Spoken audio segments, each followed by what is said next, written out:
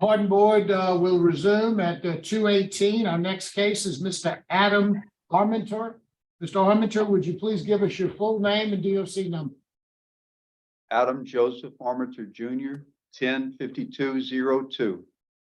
Mr. Armentor, let me explain our process to you. We're going to conduct a pardon interview with you. At the appropriate time, we'll allow those persons who wish to have input to have their say. Here today on your behalf, speaking on your behalf, is your niece, Danielle Copeland, your sister, Tony Broussard, your attorney, Franz Borgard, and also here, but not speaking, is Jonathan Broussard, Rebecca Bell, Terry Ann Richardson, and Shirley Jensen Denise, and Denise Foster. Okay. In opposition, we have speaking Doreen Batto, the victim's sister, Lois Batto, the victim's mother, Scott Ryder, the victim's spouse, not speaking, Corliss Batto, Bonnie Batto, Tana Ryder, and Father Kevin Batto.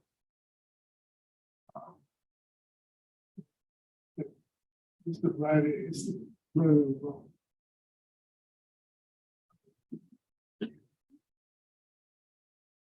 Got spouse, but all right.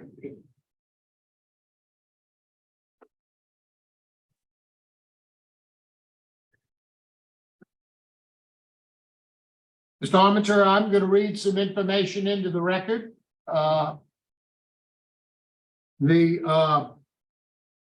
This is Adam J. Armentor Jr., DOC number 105202, date of birth August the 1st of 1959.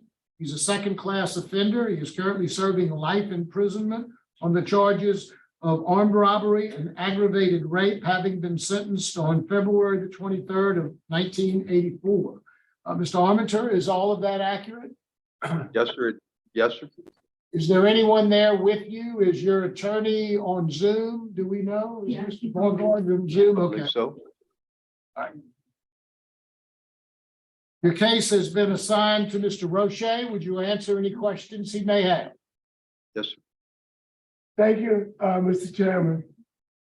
Mr. Chairman, fellow board members, we have Adam J. Armentor Jr. here this afternoon. Mr. Armentor is seeking a recommendation for a commutation of sentence this afternoon for a 1984 conviction for one count of armed robbery and one count of aggravated rape.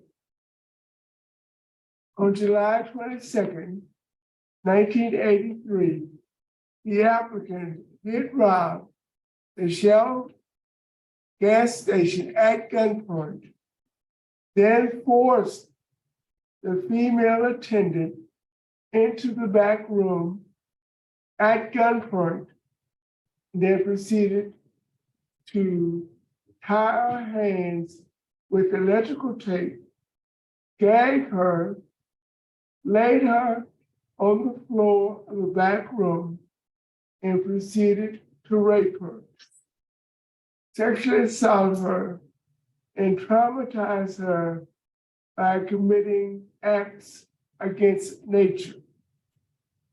When he finished these egregious acts, he left her lying on the back room floor. The next day, July 23rd, he was arrested and charged with armed robbery and aggravated rape of the victim, Miss Shannon Bridget Batto. Ms. Batto was a young lady attending McNeese State University, only in her first or second year of college. After these horrific events, she was never able to complete her college degree.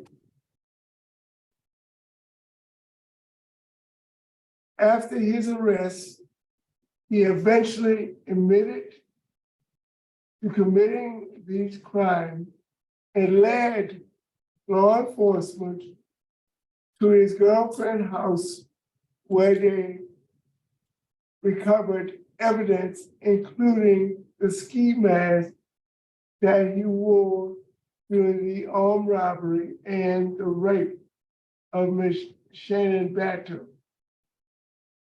He also led law enforcement to a wooded area where he dropped some of the money in coins from the armed robbery. He was convicted as charged sometime in late 1983, early 1984, and on February 23rd, 1984, his attorney filed a motion to reconsider the verdict. The court denied the motion, and Mr. Armentor was sentenced on that day to 50 years at hard labor at DOC for the armed robbery and life at hard labor at DOC for the aggravated rape. Both sentences were to run concurrently, and they were to be served without benefit of probation, parole, or suspension and sentence. He has a total sentence of life. Mr. Armentor is currently 63 years old and was 23 years old at the time of these egregious offenses. As you see, Mr. Armentor was not an immature teenager when he committed this crime. He was a grown man, 23 years of age. He has been incarcerated for the last 39 years and 11 months. Mr. Armentor,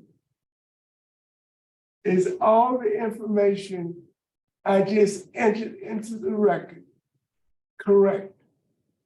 Yes, sir, it is.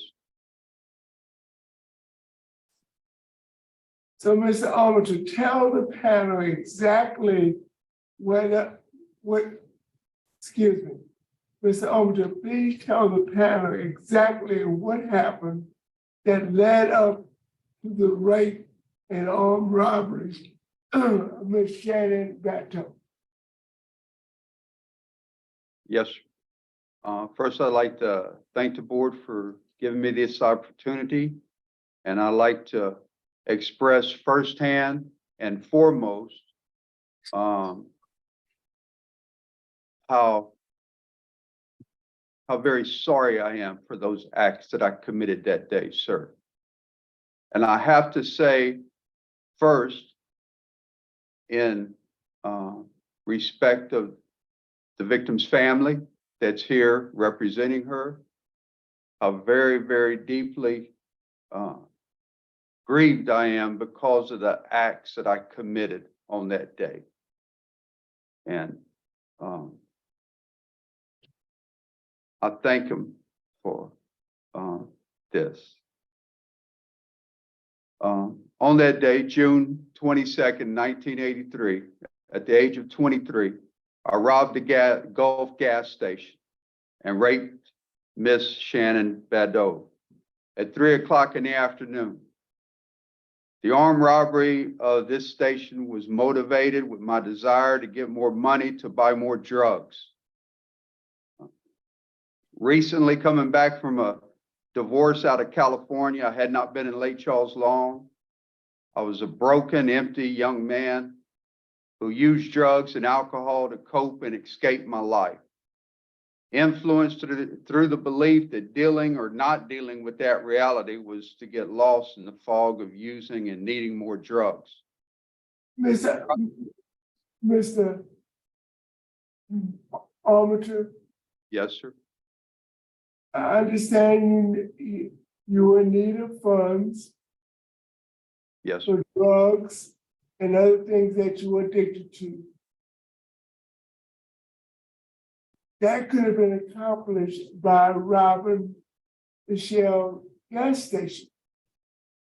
I need to know, what was your mindset that you had to rob and then brutally rape a young lady who was in her first year of college?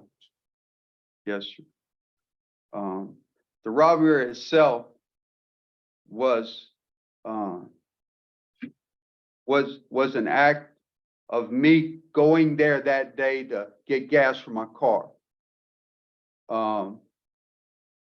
Having going inside, it was 3 o'clock in the afternoon. I went inside, I saw the I saw the money in the register. Going back outside to my car, I pulled around on the side of the gas station. I went back inside with a pistol that I kept in the glove compartment. And I robbed her. Yes, sir. The rape itself, well, yes, sir, I do confess to this, as I did that for that crime. To this day, something clicked inside of me. I can't say why I did that. To this day, I still don't understand why I did that, sir. But I do know this: she didn't deserve that. And the regret that I feel today because of that, and it just the senseless lack of this moment, that moment that happened, it made no sense. Yes, sir, I did everything, in fact, that you did say, sir. But that day, later on, whenever the sheriff's department came and picked me up, they questioned me. And I was so high on drugs that I passed out while they were questioning me. And they put me in a cell the next day, the very next day. I woke up and I asked somebody, why was I in there? And upon being told why I was there, I asked to talk to somebody about what I had did. A couple hours later, they came and got me out of my cell. And it was the sheriff's detectives. They brought me back across for questioning. Once they affirmed what indeed I had did, I confessed to it. Because at that point, sir, I wasn't raised like that. I wasn't raised to do this to another person, much less treat Miss Badeau as I treated her as I did. And that point, having a little bit of rationale to in my heart, I confessed to what I did, taking accountability and being responsible for it. And they brought me back to the jail. Yes, sir, they did. And they charged me with what I did.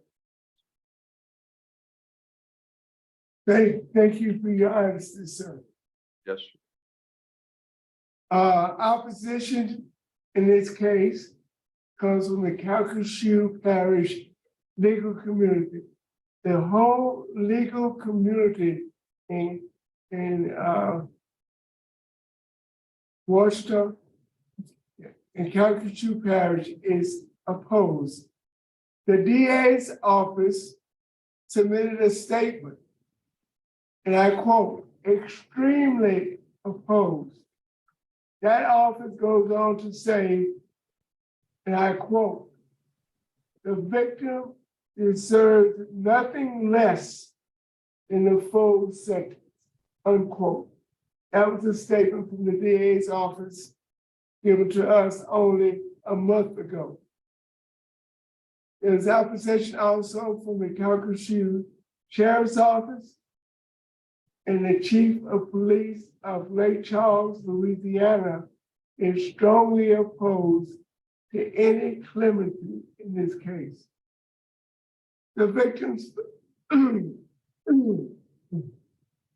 excuse me, the victim's family is vehemently opposed against any deviation in your life sentence. The brother of the victim Father Kevin L. Batto. And Father Batto is a Catholic priest, and he states he is adamantly opposed. The victim's sister, Doreen Batto, is opposed. The victim's sister, Carlos Batto, is adamantly opposed. And lastly, the mother of the victim, Mrs. Lois K. Batto, is adamantly opposed to any clemency because of the tremendous suffering and pain her daughter went through until her early death at the age of 42.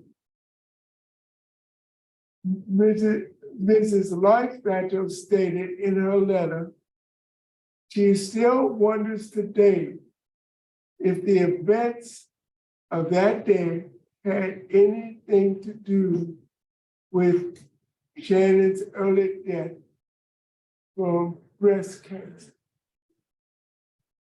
She is requesting that no deviation in the life sentence be granted. The applicant has an extensive criminal background.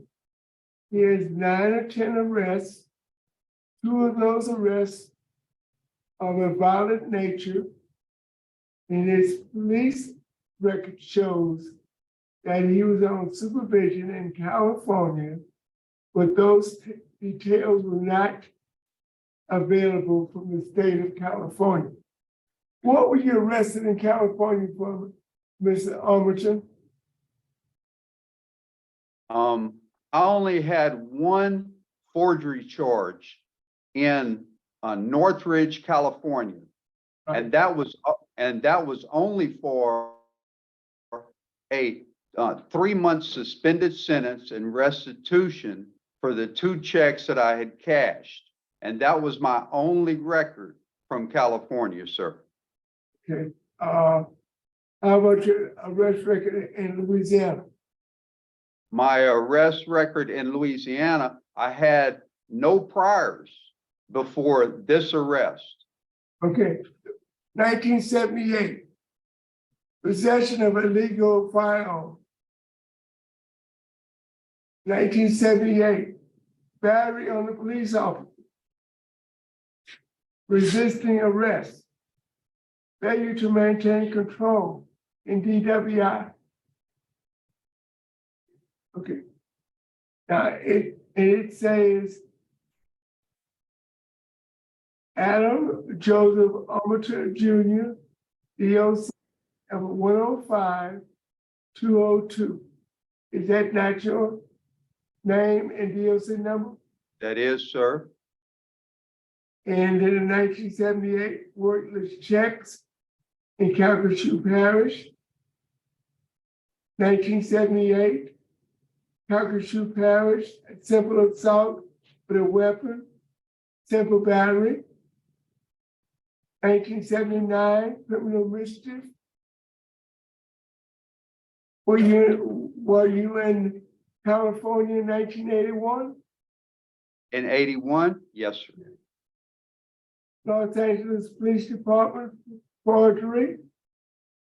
1983, Calcasieu Parish, armed robbery and rape. So you did have a criminal history prior to these arrests, am I correct?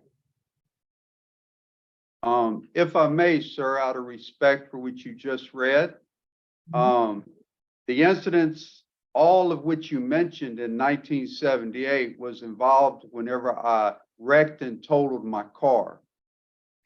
Were you arrested? Yes, sir, I was. But all the charges which you mentioned there in 1978 was on the same evening at the same night, sir. And yes, I'm not denying anything that you said there, but all that which occurred was, and I guess in some point, I'm trying to clear that record in. That was not a period of over a year. That was a one-night incident where, yes, sir, I was drunk. I did wreck my car and totaled. It was my brand new 1977 Monte Carlo. There was 3 others in the car with me that night. And whenever I totaled out the car, we were there waiting for the wrecker and the police, state police, to come because it's on the outside. Do you remember when this accident happened? Yes, sir. Okay, and that was in 1978? Yes, sir. When in 1978? I would presume in the winter. It was whenever I was 19 years old. And as I stated that Okay, Mr. Armentor, one arrest was in March 1978. One arrest was in August of 1978. One arrest was in October 1978. And the other one was in November of 1978. So this couldn't have been one occurrence. You were arrested over a period of 10 months in 1978 for different offenses. Right. I was referring to where the DUI, the resistant arrest, the gun charge, and the battery charge. And I want to address that's what I was referring to. Okay. The others, yes, sir, it did happen. Yes, sir. And then you had another arrest in 1979 for criminal mischief. Right. Yes, sir. Okay. So my point is that you did have a prior criminal history before the armed robbery and the rape. Right. Yes, sir. I just want to get that clear. Yes, sir, it is. Thank you. Let me get back to my report.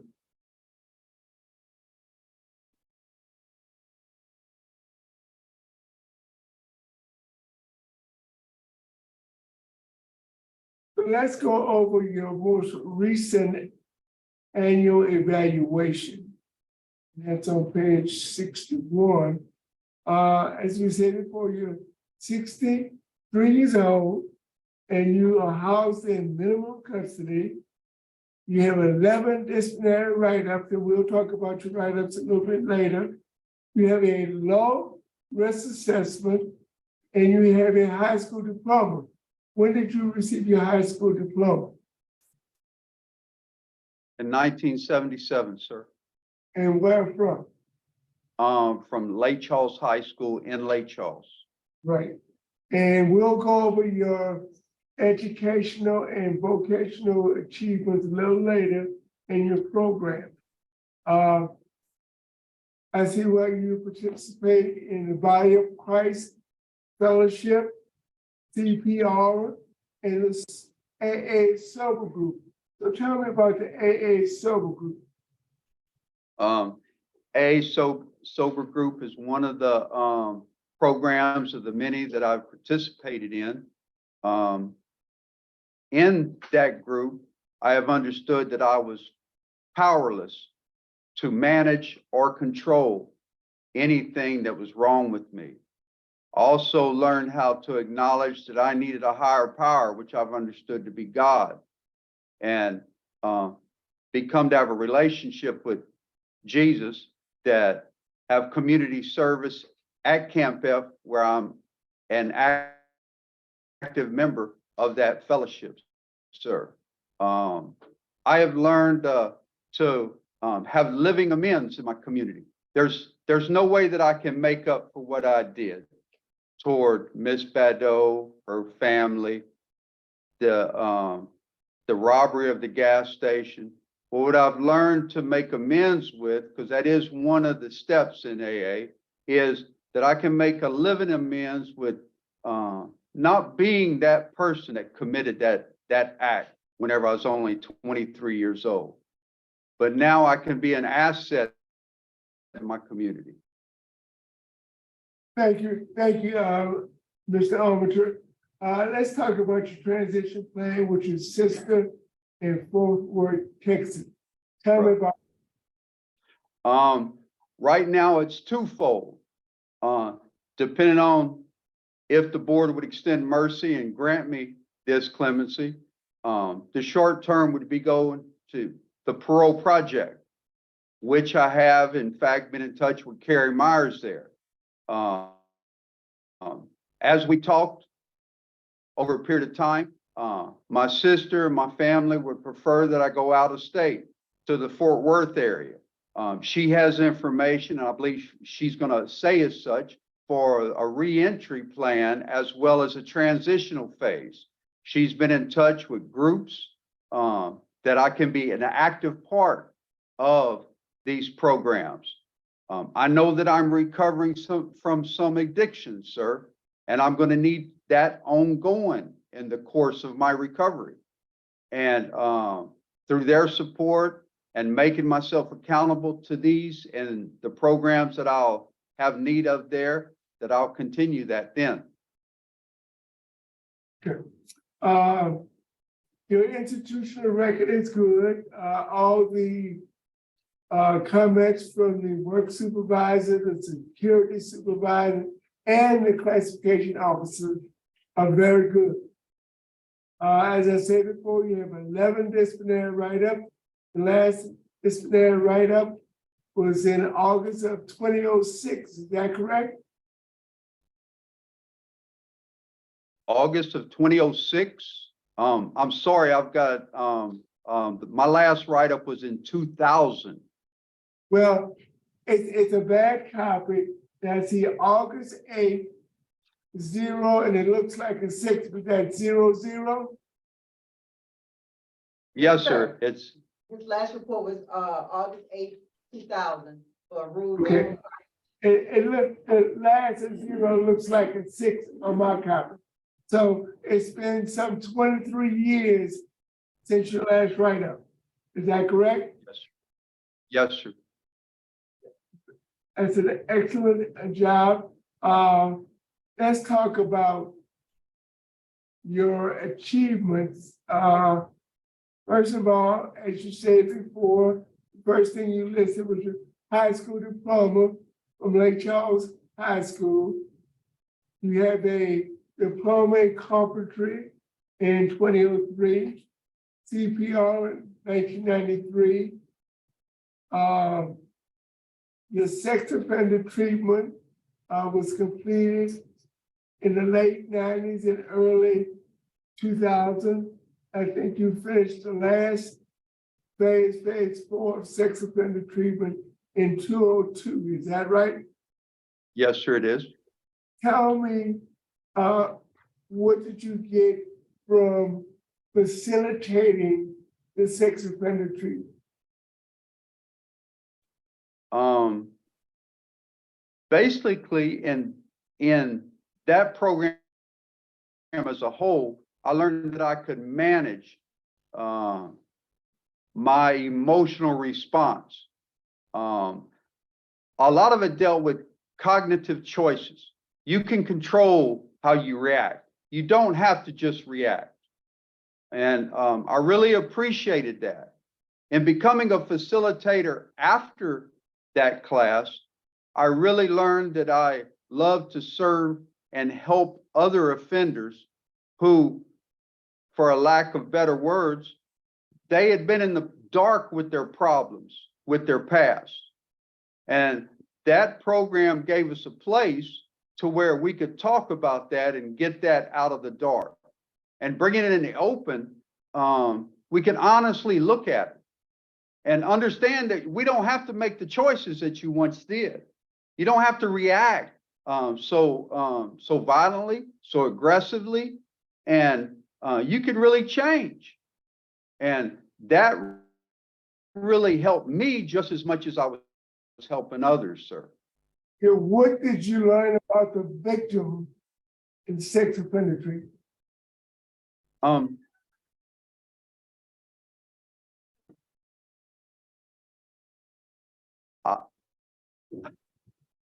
I don't know how to easily say this. I learned that she was a person. And she didn't deserve being treated how I treated her that day, sir. And I can't explain it very well, but what I did that day to her, to Miss Shannon, no person should be treated that way. The acts, the violent acts, I learned in that sex offender class that the real issue wasn't about the sex, really wasn't. But the issue was about I was an angry young man out of control. And in some form of fashion that day, I took control of something that just clicked in me. And I expressed an anger over that young woman that no person should ever have expressed or endured or having to go through that kind of pain, sir. And I know very well that there's nothing that can ever undo that. There's no better that I can go through to make up for that. That's what I called a while ago, learning how to live in amendments, because I can't amend for that, sir. I'm here asking for mercy. And having maybe the chance to express that not only have I attempted to become a better person, but in somehow, some way, that her family, because I know she's not here, but her family can have some type of closure. Because there's no justification. And I'm really, really sorry for what I did to her. I really am. From reading the letters from her family, they sort of detail the torment and the anguish that she went through the last 20 years of her life. I presume she was about 20 years old. She was a freshman or sophomore in college. And the torment and the anguish and pain that she went through was tremendous. And that was explained in the letters from her brothers and her sisters, and especially her mother. You've completed anger management, thinking for a change, victim awareness, many seminars and classes and Bible studies. You have done very well as far as programs are concerned, discipleship training, prison fellowship training. It's just a tremendous amount of programming that you've gone through. Tell us about your vocational training while you've been incarcerated. That would have to be doing with carpenters, sir. At first, to begin with, they wouldn't let lifers into school. I got in as an orderly, just cleaning up around the shop. But then they let us get into night school. So I got into night school first, and I completed that. They only gave us an hourly certificate, but I found out that I enjoyed working with my hands. And not only did I enjoy it, I was kind of good at it once I learned it. So then it was Jumaville Votech, Louisiana College. And I was able to complete a 2-year associate degree and graduated from there once they allowed us to take the daytime class. And since that time, I've been involved with carpentry work. I worked here at the casket shop for the prison. And after that, I got involved with construction at Road and Leffie. For the past 20 years, I've been working that job, sir. And for the record, I've read all the work evaluations from the road and maintenance, and all the work evaluations are excellent.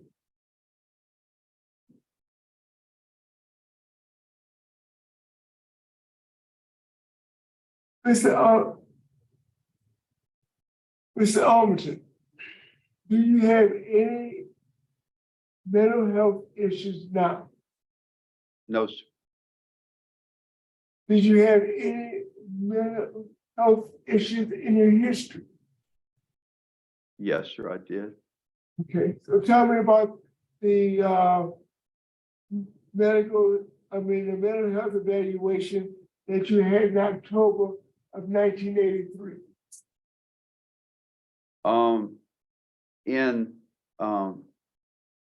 I guess that's in referring with, In California. yes, sir.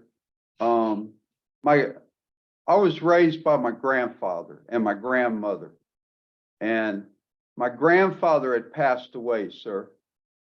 And I was called 2 hours before his funeral. And they told me, one of my cousins had told me that, where are you? How come you're not here? And whenever she told me that Papa had passed away, there's no way I could get to Lake Charles from Los Angeles in 2 hours. And I had a nervous breakdown. The doctors went on after, then my wife and her family had me put underneath 72 hours evaluation and at Olive View Mental Hospital. And I was evaluated there. And I was having a psychotic episode about, like I said, it was a complete nervous breakdown. There was mention in that evaluation of a chronic drug abuse problem. Excuse me, can you repeat the question, please? There was mention in that report that it was caused by a chronic and acute Right. drug abuse problem. Right.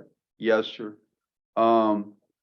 Out there, I had got involved with street name of Downers, and there I had, even then as a young man, because whenever I first moved out to California at 19, it was like a kid in candy store, sir. And I was an abuser of it.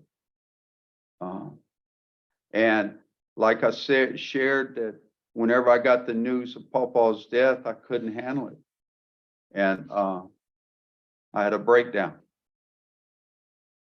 Have you ever received inpatient treatment for your drug addiction? As the actual, are you talking about like a substance abuse program, sir? Yes. No, sir, not a actual like that. No, sir.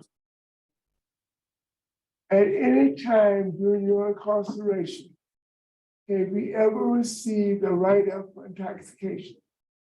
No, sir, I have not. So, are you a drug addict? I believe I'm living a life in recovery. Yes, sir. So I guess I'm not an active user, but I know, sir, that I'm gonna have to live in the balance as I've learned it. And through one of the courses that I've taken is called a life of addiction as well as a life of recovery. That in this, I've learned that I will have to be accountable, and I will have to have not only people that support me in this, but that actually will help me to make that transition, sir. Mr. Armentor, what does a sobriety plan look like for you? Sobriety plan for me looks like, first and foremost, is being active in my community with the church, being active in community with a recovery program. To begin with, probably weekly in meetings, sir. People that are familiar people that I can share openly and honestly with. Here, as well as then, I'm already involved in that, and I would pray that that would continue. Thank you so much. I appreciate your honesty this afternoon, Mr. Armentor. Mr. Armentor, I need to enter into the record that you have 13 outstanding letters of support for your clemency. You have letters from your mother, your sister, your brother-in-law,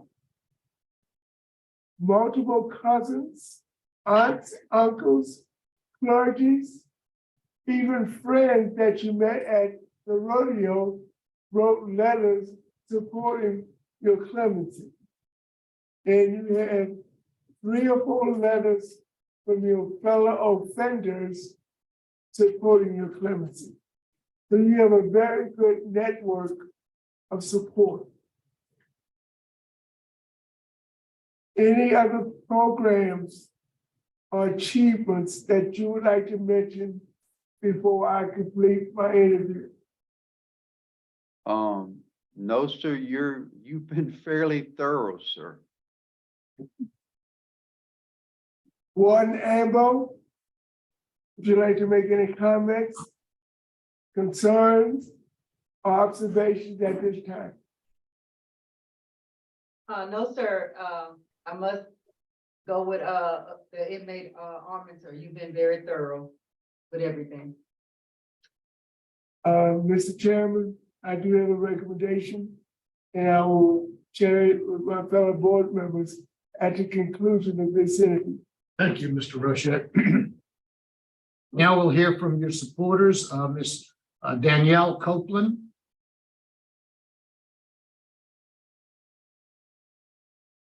Hi, so I'm Danielle. I'm 32 years old, a little shaky, it's a little cold here.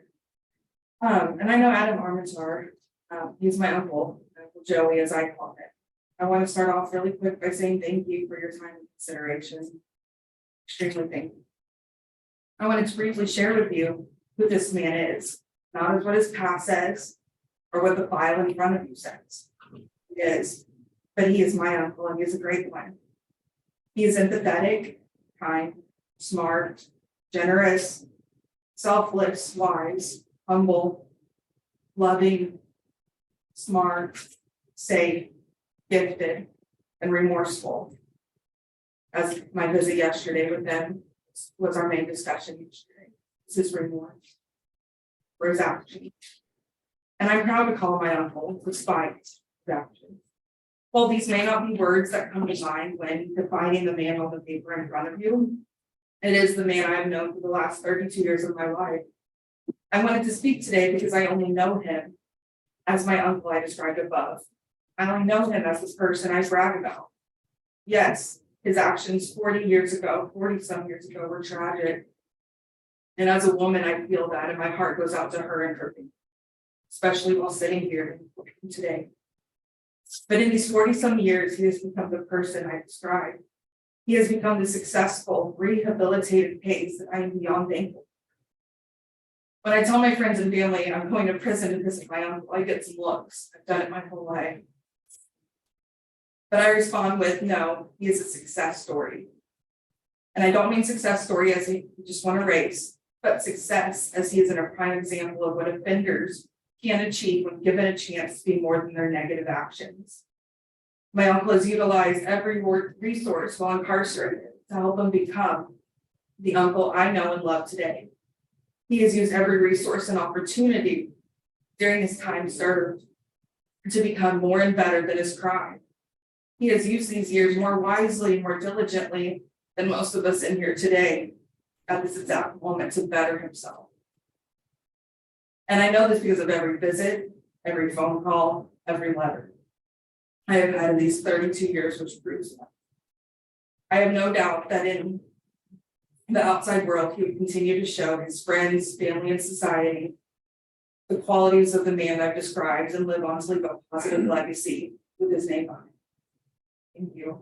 Thank you very much, Ms. Copeland. Ms. Tony Broussard? Hello. My name is Tony Broussard. I'm Adam's sister. Thank you also from all of our family for being here today, serving the state of Louisiana, serving victims' families, serving the offenders. It's not an easy thing to do. My name is Tony Broussard. My husband and I live in Fort Worth, Texas. We've been there for 40 years. We have a great community. I just want to, you have my letter, so I'm not going to repeat what was in there. But I did want to say, first and foremost, we are very sorry to the family and to the victim. Saying that, I'm very proud about him and what he's done in the time that he's been there.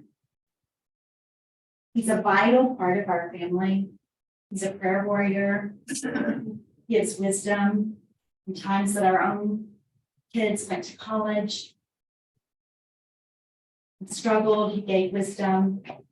He's a part of his community at work, church, and his camp. Guards call us, see how he's doing.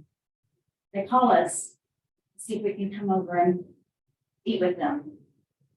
He has the respect of fellow inmates and guards and people that he comes in contact with.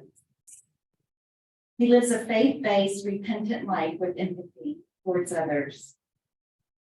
You've already said, thank you for his record. I always thought I was the one that favored education, but I think he has way more education than I even have, with 14 state programs that would probably equal a social work degree.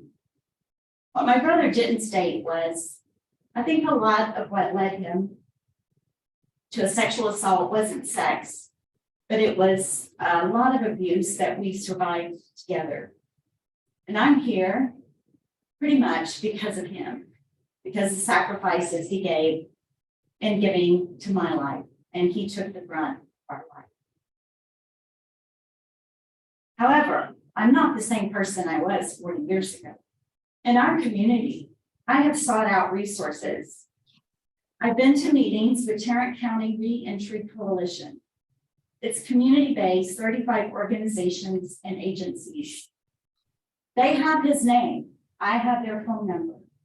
Should he be granted mercy, we would have a plan with these agencies. He would sit down with them. Mental health? Yes. I have visited my counselor, Bob Groff, because this is a family affair.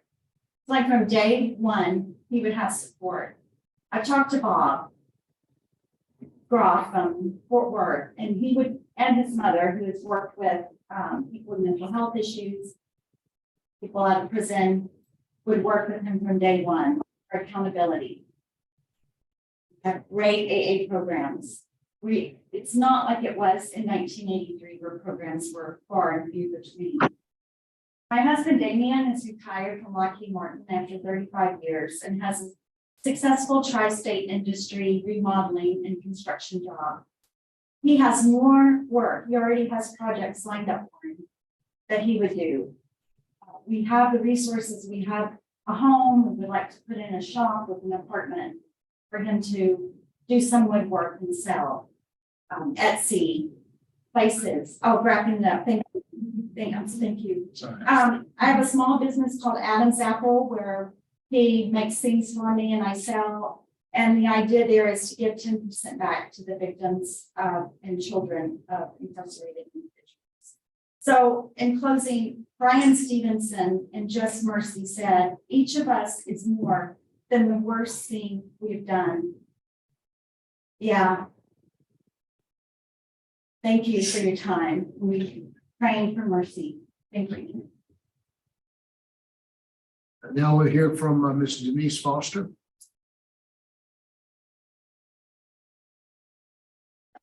Thank you. None of us have ever been here before, y'all. None of us. So we're all a little nervous. Now, with that said, I can't imagine the trauma that my cousin put this family through. His dad is my mother's sister.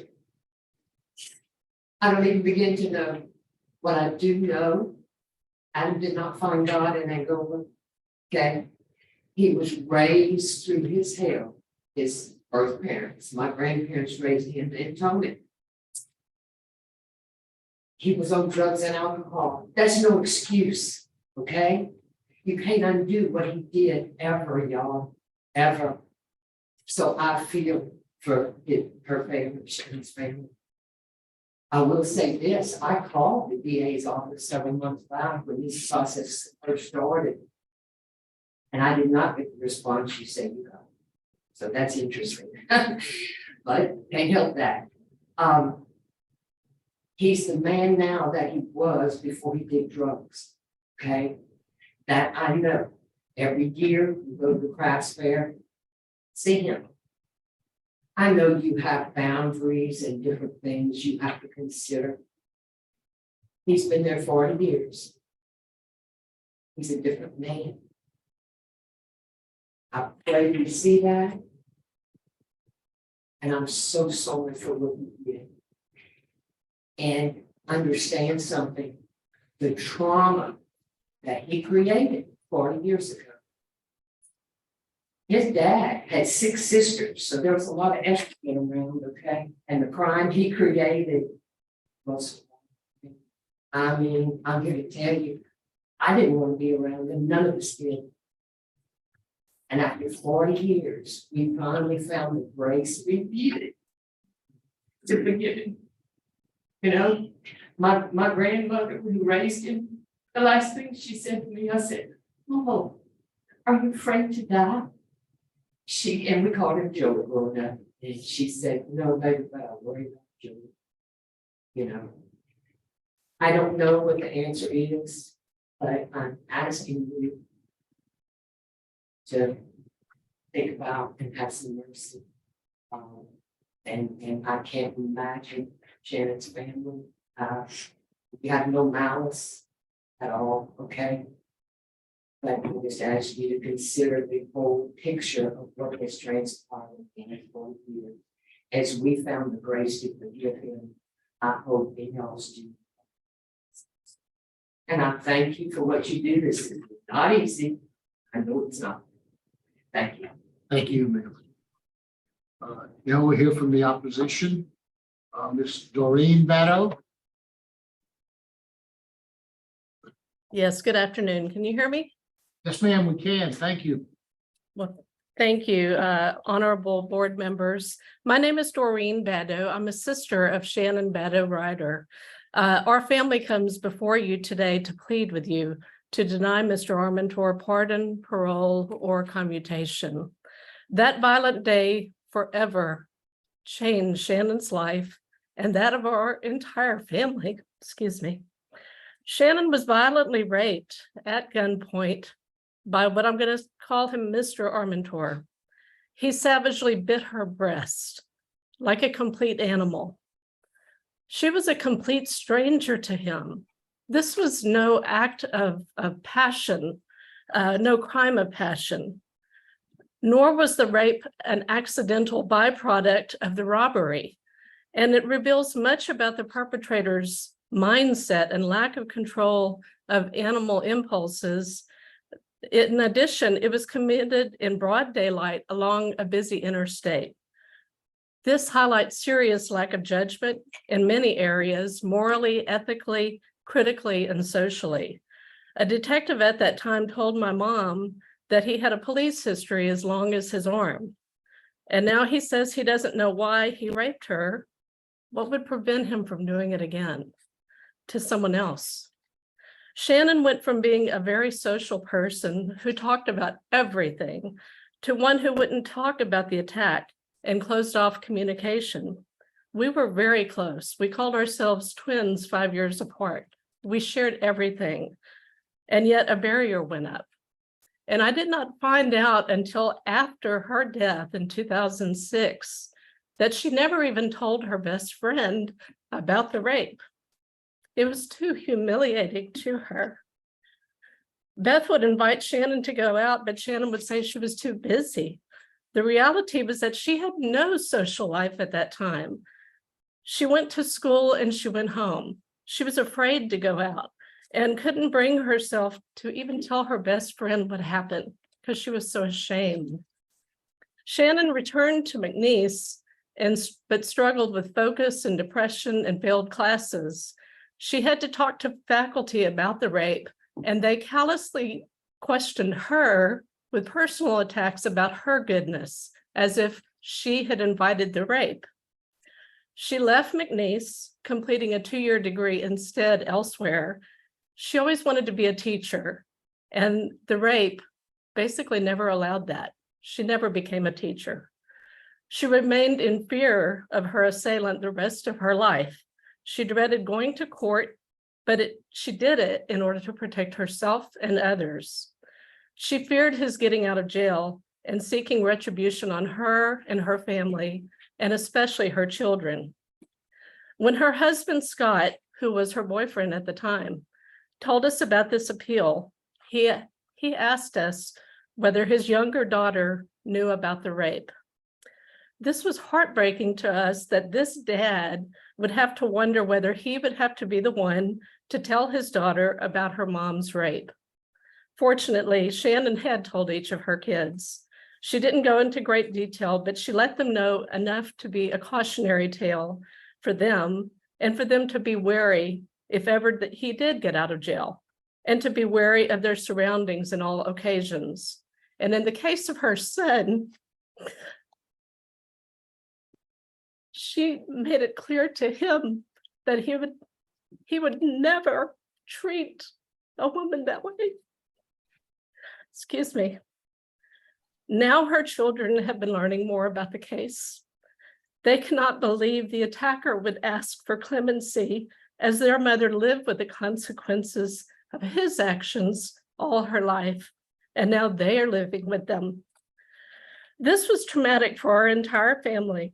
We felt the effects on our own jobs, our schoolwork, our relationships, and mental health. And now we are reliving the nightmare all over again as we have worked to prepare our response to this appeal hearing. And we have serious concerns, honestly, that we have given too much personal information about ourselves and our families and fear retribution. We are Catholic Christians. We pray that Mr. Armentor will truly come to know God. However, we do not believe such acts have no consequences, nor should incidents like this be treated as if time in jail is payment for the wrongdoing and injury perpetrated on the victim, her family, and others. Nor should the assailant be given opportunity to hurt others.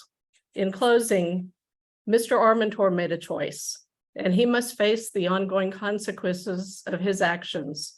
We have to face the consequences of his actions to our family every single day. Yes, it is a life sentence. It was a life sentence for Shannon too, and for each of us. She did have hope that the legal system would keep him where he could do no harm. We are trusting the legal system, as Shannon did, to do the right thing for the greater good. Therefore, we respectfully plead with you to deny his request for parole, pardon, or commutation, and we sincerely thank you for allowing us to speak to you today. Thank you very much, ma'am. Now we'll hear from Miss Lois Battle. I am Lois Battle, mother of Shannon, fourth of 7 children. When I learned of Shannon's assault and rape, I was stunned and immediately called out to God and wanted to go to her. When I went to the hospital and the police station, I wasn't allowed to be with her as she was being examined and questioned. We didn't really communicate until we were in my car heading home. And we are not asking for revenge or retaliation. There is no way to do that. Shannon said her assailant pointed a gun at her, forcing her into a back room. She was bound and gagged, could not get free to resist the assault in any way. Threatened with a gun, she was terrified, could only pray. She knew he was going to kill her. She kept praying for help and had an out-of-body experience where she looked down to see him abusing her. And then she knew she was going to live.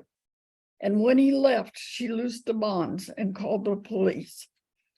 When my husband received the call about Shannon, our children saw him sit in stunned agony, waiting for details while caring for our younger children. Floyd stared at the wall, unable to speak. Shannon's siblings were fearful, knowing something was very wrong. I brought Shannon home hurting and pained, but she didn't want to talk about the brutality.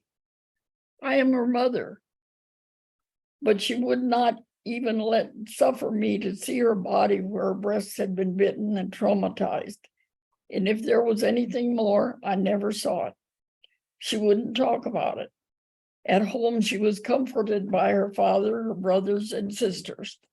We did see her family doctor, as this was very hard on her. We were anxious until her next monthly period, lest she be pregnant. It would not have been the baby's fault. It would be a challenge. Every baby deserves to have a loving father and mother. Shame continued to shadow her all her life, beginning with the rape, her court trial, where her goodness was questioned, to the gas station employer who fired her for allowing the robbery, to school. Ms. Bando, I don't mean to cut you off. We have your letter and we have read your letter. Is there Okay, anything else you would like to say to us? well, yes, yes. And leading up to this hearing was an agonizing ordeal. Last Monday night, I woke up and told my daughter I had been through hell that night. I had relived the entire day of the attack and the nightmare that ensued. I was unable to think of anything else. And in these 40 years, this is just one of so many nights. I beg you not to let any victim or parent go through this again. Do not allow parole, commutation, or pardon for this act. Sexual abuse of all humans must end. Consequences must be tough enough to be a deterrent. Again, we are not asking for revenge or retaliation. Thank Thank you. you very much. Ma'am. Now we'll hear from Mr. Scott Ryder. Yes, sir. Can you hear me? Yes, sir, we can. If you would introduce yourself and tell us what you'd like us to know. Yes, sir. My name is Scott Ryder. Shannon was my wife.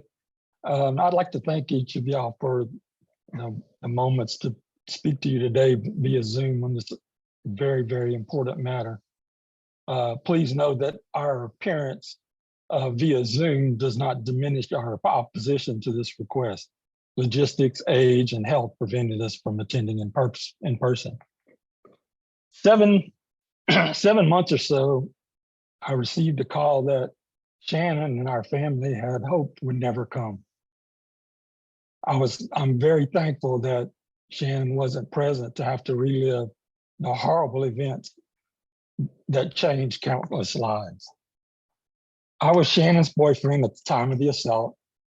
And shortly after the assault, I'm going to fast forward through some of this for time's sake, because it's been repeated many times. We both dropped out of college and eventually retreated back to the safety of our parents' homes in separate cities. Shannon lived in constant fear that evil was just around the corner. After countless hours of therapy, panic attacks continued and was too numerous to count. The good days were good, but the bad days were incredibly difficult and way too many. I made many calls to the Calcasieu Parish Sheriff's Department just to be able to assure Shannon that he was still in jail. This continued year after year. After a few years after the assault, Shannon and I did get married. We started a family and had 3 wonderful children. The horror continued and seemed to escalate at times as we started having our family. Shannon was being the ultimate protector now for our children, and at times caused great strain on everyone. Was it a memory? Was it a smell? Was it a TV commercial? Anything could trigger an incapacitating panic attack. Was he watching us? Was he around the corner? Was he behind the closed door in our own home? When our children became old enough to explain the events that had transpired, they could finally see why mom had such a protective nature. They realized just how amazing she was, and she would protect her children at all costs. I can honestly say that Shannon was more scared of this monster getting out of jail and hurting one of our children than she was with her stage 4 breast cancer diagnosis. In her final days, knowing her mortality was near end, the dying request was that we continue to protect our children and don't let him get out. Shannon took her scars, the emotional ones, the mental ones, the physical ones, to the grave with her when she died. The monster should also be forced to take those same scars to his grave when he dies behind bars. Anything less would be a stab in the heart of humanity and all of the innocent victims. Let's pretend for just 1 second that our roles were reversed. Me and my family are members of the parole board, and each of you are members of a family of an innocent victim that was brutally raped, robbed with a weapon that left lifetime of emotional and physical scars. There's one thing for sure, and you could rest assured that had I make the decision, the monster would die behind bars and it could never hurt another soul. Thank you for your time and consideration. God bless you and yours. Thank you very much, sir, for your comments. We appreciate it. Mr. Armentor, is there anything you'd like to say before we turn it over to your lawyer? Go ahead. I would like to make it clear and again say how truly sorry I am to the family of Miss Shannon. I know there's nothing that can ever be undone about this. And you're right about everything you've said about me. But somehow, some way, that young man is like another lifetime. I am today. I wish in some way I could take that all back. I can't. And I extend that to you, and I'm so sorry she died feeling that way toward me. Thank you. Thank you, sir. Morgan, can you hear us? I can, Judge.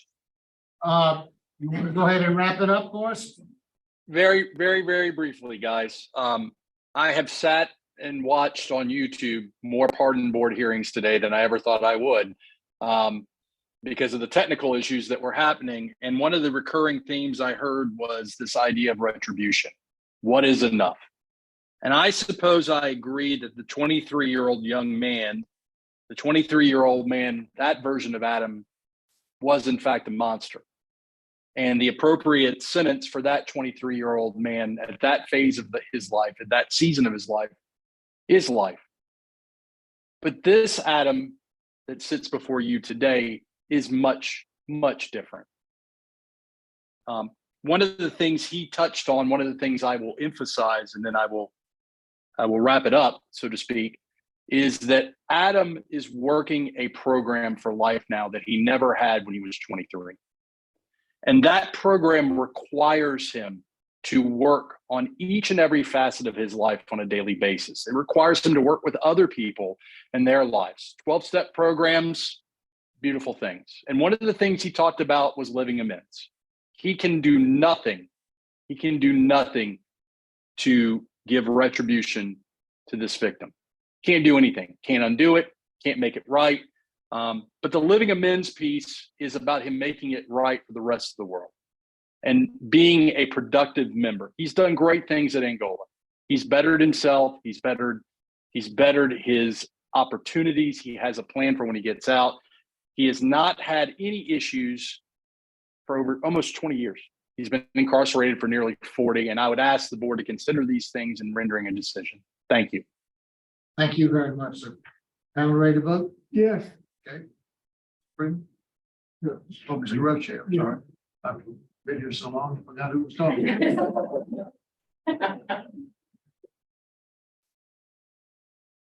Mr. Armentor, you have performed very well during your incarceration. There's been 23 years past since your last two write-ups. We have tremendous good time program. We have tremendous faith-based program. You've completed your sex offender treatment and facilitated that program.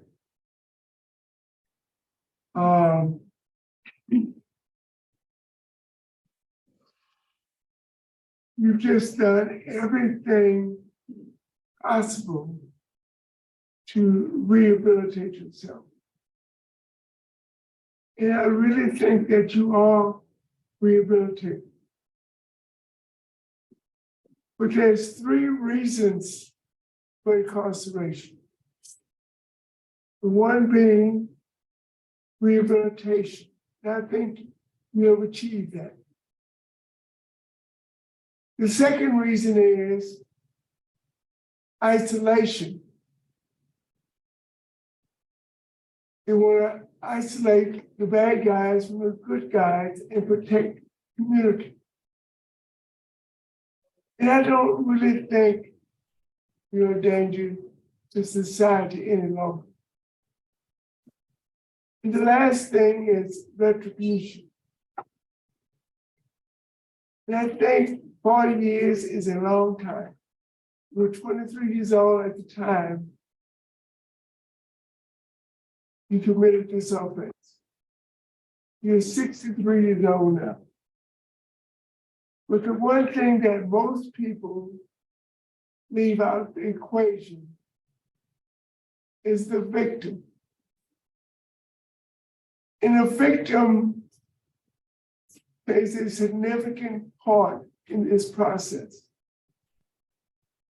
The victims are, of course, Shannon Bridget Latto, her husband, her family, especially her mother, who's lived with 40 years of torment for the brutal attack on her daughter. And your family are victims. Yes, sir.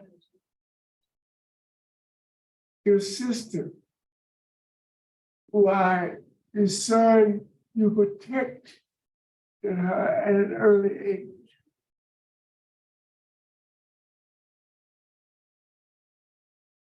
But as the victim's advocate, I cannot discount, especially the mother of the victim, who is still emotionally, physically, and mentally affected by this crime. Her husband, who was a boyfriend at the time, testified that he is still affected by this crime. I think your time is coming, but because of the victim opposition, the sisters, the former husband, and especially the mother of this victim, who is not ready to see that day when you are released, my vote, based on overwhelming express opposition from the victim's family, especially the victim's mother, I'm going to deny your request. Jackson. Mr. Armentor, I do believe that you're rehabilitated. You believe that you do not pose a risk to society. I don't in any way discount just the terrible nature of this crime and the suffering that you imposed on this family. I don't discount that at all. My job, my belief that the board's job is to look at the person today. Who are they today? Have they done enough to